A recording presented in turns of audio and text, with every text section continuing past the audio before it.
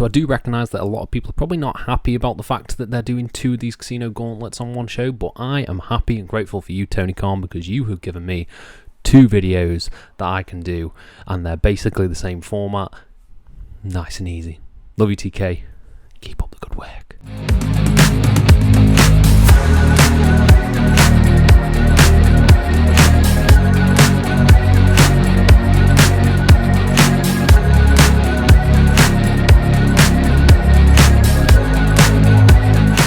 Hello and welcome to FTTR, I'm Hugh McQuaid, and today we are talking about AEW All in Texas. In particular, we are talking about the men's Casino Gauntlet match and 5 predictions, wild predictions of who may appear in that gauntlet. Now, before we dive into this, please subscribe, please like this video, please comment your thoughts down below, and I'll try to reply to every single one of them as we dive into this. So, as someone who was there at All In last year and experienced a Casino Gauntlet in person, one of the most fun experiences I have ever had. We got Nigel McGuinness, Zack Sabre Jr., Ricochet, so many surprise debuts, and granted, the ending was a bit iffy, but I have zero concerns with these matches because I think they are probably the best match type to have been introduced in like 15 years. I think they are absolutely exceptional. You get the reactions, it's not copying like a Royal Rumble necessarily, it's its own kind of thing. So yeah, I'm really thrilled that they're doing these, both of them. I'm happy they're doing a women's one as well. And we have some predictions to go over. Now, when I was looking at who I could talk about in this video and who could make their debut, I couldn't really find too many free agents. I think most of the debut spots in this match will probably go to returns or people who have been there before but not been seen for a while, like other promotions and stuff like that. So I don't think necessarily there's going to be many debuts in this match, but I think some of the returns we may get are pretty damn cool. So I have my list. I have 5 picks of who I'm going to be talking about. So yeah, why don't we just dive straight on into it. So a few honourable mentions that I did want to make. I had to remove this guy from my list, and that was Adam Copeland, because I feel like he's a bit too obvious for a return. And I'm not necessarily talking about people who are potentially really injured, so like Killswitch, for example, as well. People who are with other companies like WWE. That's seemingly unlikely, and I've not really gone with anyone who was released from WWE in the last round of releases due to like contracts not reaching that time, the non-compete clauses not elapsing. So like Braun Strowman, for instance, also not here. So there are a few honourable mentions who could potentially pop up, but they're either too obvious or very unlikely. So yeah, let's just dive into this with number 5. So coming in at number 5, it has been announced that he is making his in-ring return for Rev Pro, but I wouldn't be shocked to see him show up here, and that is Tetsuya Naito. People think that maybe he has a bad relationship with New Japan and maybe that will sort of harm this, but Rev Pro has a relationship with New Japan and Naito's doing stuff there.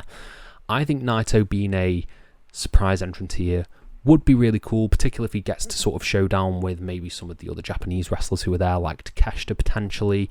It would be really cool to see him in this match and sort of going up against people he's also faced before as well. So Naito interacting with some of those people would be really interesting. He could hit a few spots, get out of the ring. It would be a great reaction. I think Naito is it'd be a bit of a no-brainer to not have him come in this sort of special spot. I think it'd be really cool. Coming in at number 4, we have Wardlow. I think it would be so cool to see Wardlow come back, and I have a spot planned for Wardlow in my head, and that is Wardlow makes his entrance, gets a huge reaction. We already know that MJF is in the match. He goes for a stare down with MJF, but Bobby Lashley comes out and they have a stare down between Wardlow and Bobby Lashley as Bobby Lashley stands in between Wardlow and MJF. I think that would be really cool. I think that Wardlow is severely underrated. I hope he gets more time in AEW. He might be filming his American Gladiators thing. Not 100% sure how long that's going to take, but as a surprise spot, as someone that we've not seen in a long time, it would be really cool to see Wardlow in an AEW ring once again. I'd love to see it. Coming in at number 3, we have Michael Oku. Now, granted, this probably would have been a better one if they were in the UK again for All In, but I think Michael Oku is such a good fit for AEW. I think he really is. His style, his look, his in-ring work speaks for itself. He's one of the best wrestlers that the UK has to offer, and I think putting him in there in the Casino Gauntlet, he'd get a good reaction, he'd get a good showing. He's already had a match with MJF in Rev Pro. I think you could really do something special with Michael Oku as someone who you want to build up, as someone who you are looking to sign, looking to get under the AEW banner, build him up here, get him in the Casino Gauntlet, get him in there with people like AR Fox and like MJF and like Hologram potentially. Just have him in there with some of the really good wrestlers and high flyers, show him what he has to offer, have him come down with the Rev Pro belt as well. It looked like $1 million. Yeah, Michael Oku and Amira, get Amira in there as well. I think this would be a really, really cool surprise and really elevate someone who is up and coming, an up and coming independent talent who hopefully will be signed by AEW soon. I think, yeah, Michael Oku, let's get him in there. Coming in at number 2, we have the scapegoat, Jack Perry. I think Jack Perry is great.